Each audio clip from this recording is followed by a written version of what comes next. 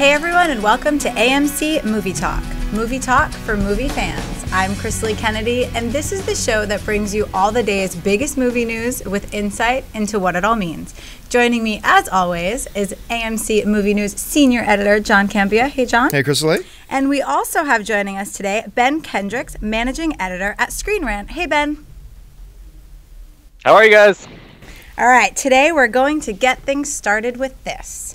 By far the biggest movie of 2012 was Marvel's The Avengers, and in 2015 they return in The Avengers 2. There are now rumors that actor Joseph Gordon-Levitt may be a part of Avengers 2 and the Marvel movie immediately preceding it, The Guardians of the Galaxy, as the lead character Peter Quill, aka Star-Lord. John, what do you make of all this? You know, this is funny. I don't know how many times I can say this. I love Joseph Gordon-Levitt. I do. I mean, but people are going to start to think I don't because the last two roles he's been mentioned for, I hate. I do not like the idea of Joseph Gordon-Levitt being Peter Quill, a.k.a. Star-Lord, leader of the Guardians of the Galaxy. Because for those of you who have read the comic, and I know not a lot of people have, to me, Peter Quill, Star-Lord, seems more seasoned to me, aka older. Little older, a little more seasoned, and a little bigger. I mean, I keeps coming back to that for me, for him, because he's a small guy. And I know I say this all the time, but I want Nathan Fillion as Star-Lord. I just think he's a bigger physical presence. I think he's a great performer. He works great with James Gunn. We know that. I just think I would love to see that. Joseph Gordon-Levitt, you could tell me almost any role that he could be in and I'll eat it up. But I don't want him as Batman and I don't want him as Peter Quill, and I would rather see that. So that's what, look, it's never a mistake to incorporate talent, and Joseph Gordon-Levitt is talent. So if they get him as Peter Quill, aka Star-Lord, I will more than go into it with an open mind because he's a great talent. I will. But if you're going to ask me would I cast him as this, not me personally. All right, Ben, just for the sake of arguments, let's assume for a minute that all the rumors are true. If Joseph Gordon-Levitt is being offered to be the next Batman in an ongoing Justice League franchise, or Star-Lord in an ongoing Marvel Avengers franchise, which one do you think he should take? It's a tough choice, right? Because Justice League is kind of an unknown quantity at this point. Like, we're not really sure how that's all going to come together. We don't really know how it's going to work in terms of like where Batman would fit into that.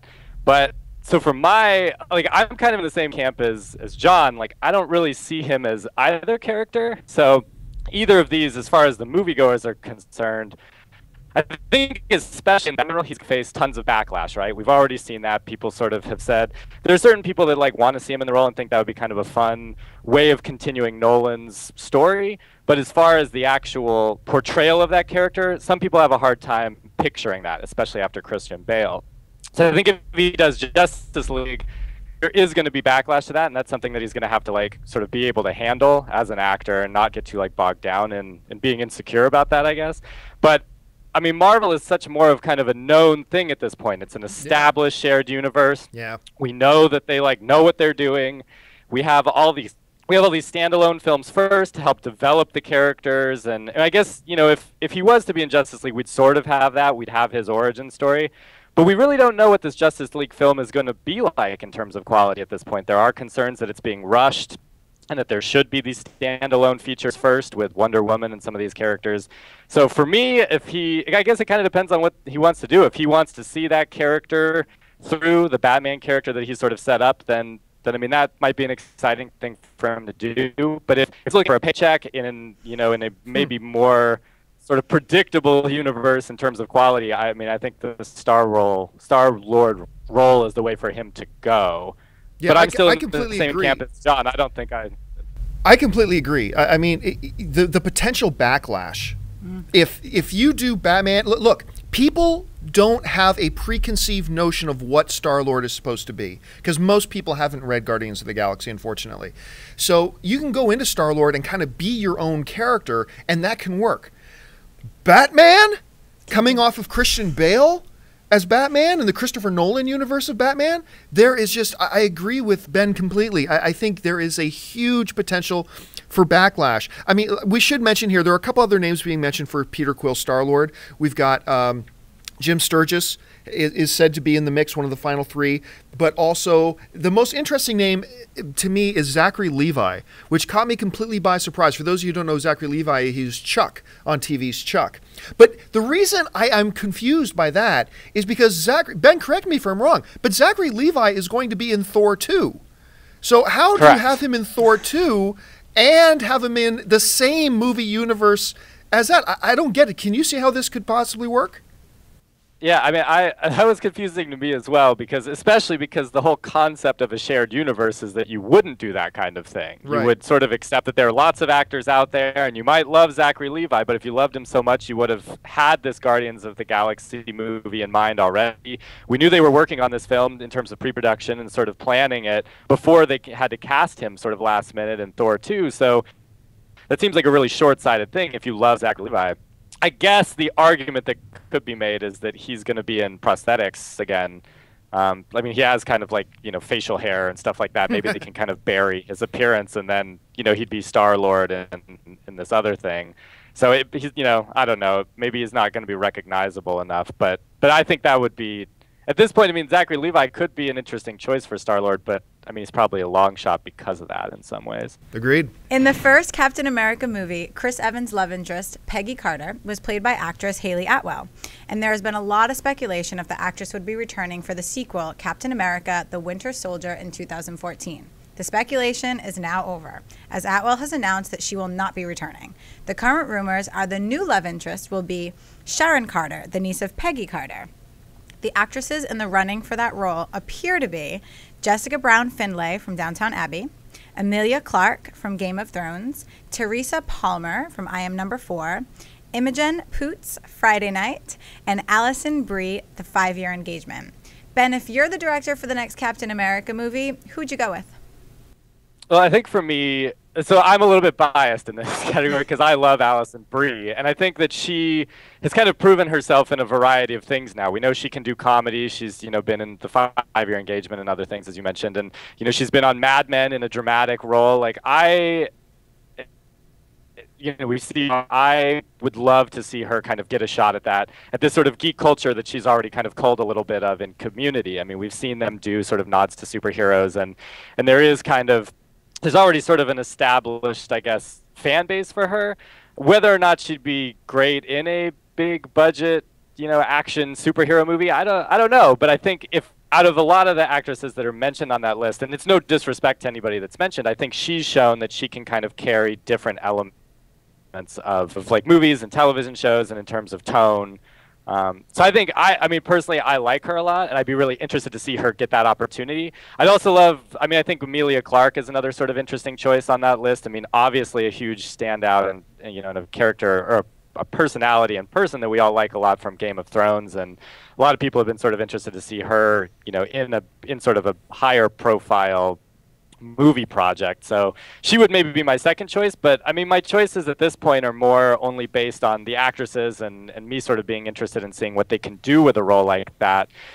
Not so much the actual Sharon Carter character, because we're not exactly sure how that character is going to fit in and where, exactly what role she's going to have in it in terms of how she's going to be introduced, and how much of this is flashback and, how much of it isn't, and everything.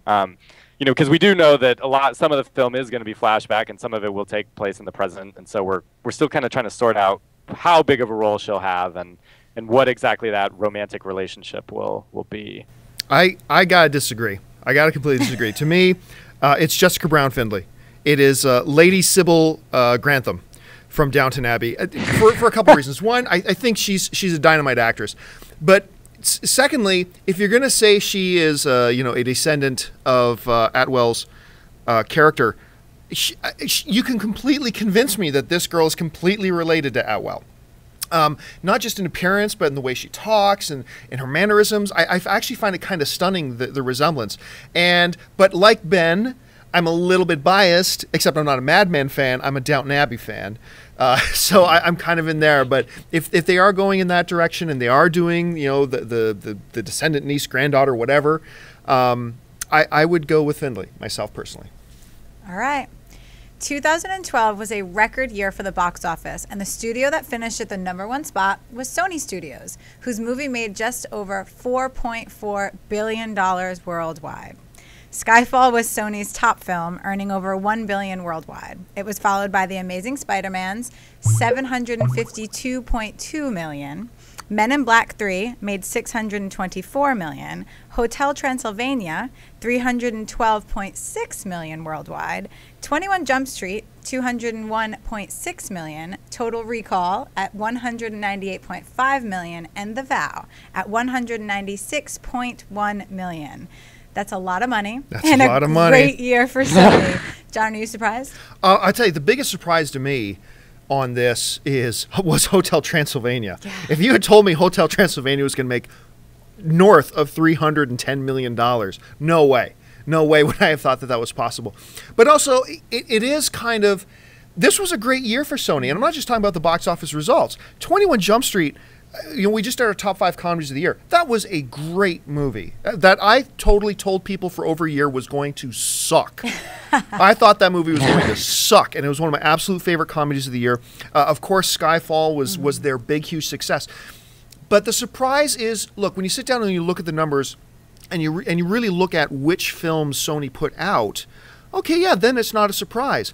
But you forget that. You forget how many big performing films Sony had, because obviously, automatically you think, oh, it's going to be Disney because they had the Avengers. Yeah, but Disney didn't put out a lot of films this year.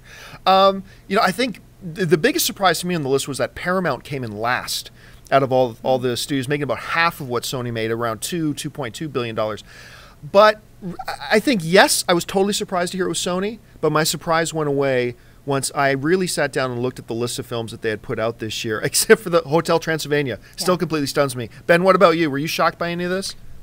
Yeah, I mean, it looks like when you look at Sony's sort of slate from this last year and the films that they've made money off of, it's kind of a consistency thing, right? Like they have been sort of consistent this year. Total Recall may not have done quite as well as maybe they were like ultimately hoping and stuff, at least in the States and everything. But in general, I mean, these movies did well. They weren't maybe the knockout successes that, you do, like you mentioned, John, like The Avengers or something, but they were consistently good. And I think Skyfall was actually a pretty big surprise in terms of, we actually have talked on the Screen Rant podcast about how Bond movies are not the most profitable thing. We think of them as iconic, and we think of them as, as like this character that kind of can't be touched and is this sort of staple touchstone. But in reality, like, Bond films don't make a ton of money, like, respective of, what a lot of these like sort of blockbuster type characters do. And Skyfall, we sort of were saying that going into Skyfall, and then after Skyfall, it really sort of changed the map as far as Bond movies are concerned. I mean, that movie came out and did really well consistently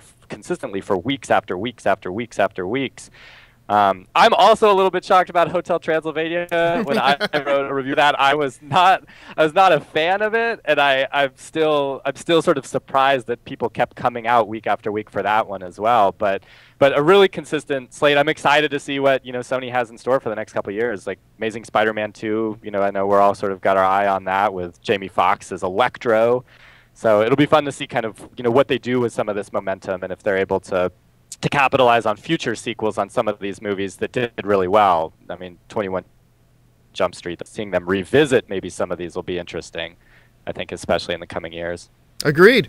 Well, listen, folks, that will do it for us. We're out of time. Thank you so much for joining us. Listen, before you do anything else, stop what you're doing. Take a second and click on that subscribe button. Become one of our subscribers on our AMC Movie News YouTube channel. Thousands of people already have. It'll keep up to date on everything going on in the world of movie news, our editorials, and of course, our daily AMC Movie Talk show. So stop what you're doing, click subscribe, and listen, while you're at it, don't forget to become one of our followers on Twitter at twitter.com/AMC Theaters. Like us on Facebook. About 4 million people already have by going to facebook.com/AMC Theaters. I want to thank our very special guest, managing editor over at ScreenRant.com, Mr. Ben Kendrick. Ben, thanks for being here. Thanks so much for having me, guys. It's always fun. And, of course, Miss Chrisley Kennedy. Chrisley, thank you so much. Thank you. And thank you guys. Don't forget, 24/7, get your theater, showtime, and movie tickets over at amctheaters.com. My name's John Campia for AMC Movie News, and until tomorrow, bye-bye.